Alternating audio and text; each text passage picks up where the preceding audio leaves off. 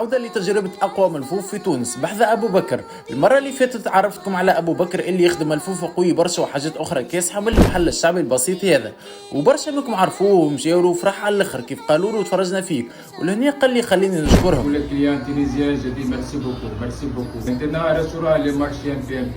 Merci, salut.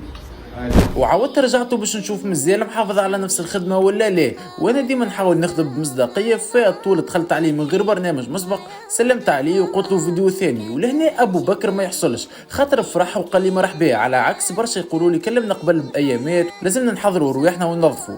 افهموني يا جماعه، خويا انا نحب نصور الموجود ديما كما هو، هذاك علاش اغلب فيديوهاتي اكاكا نصدم طول ونبدا نصور الخدمه ولا محل كما هو. والمره هذه ابو بكر عمل الكون يخدم بها وحسن في الباط الحق. وفما نقطة سلبية شوي اللي هي ولا يحط أقل كميات خاطر نتصور تطور وفهم إنه باش يخدم هكاكا باش يخسر، لكن مازال يخدم في حاجة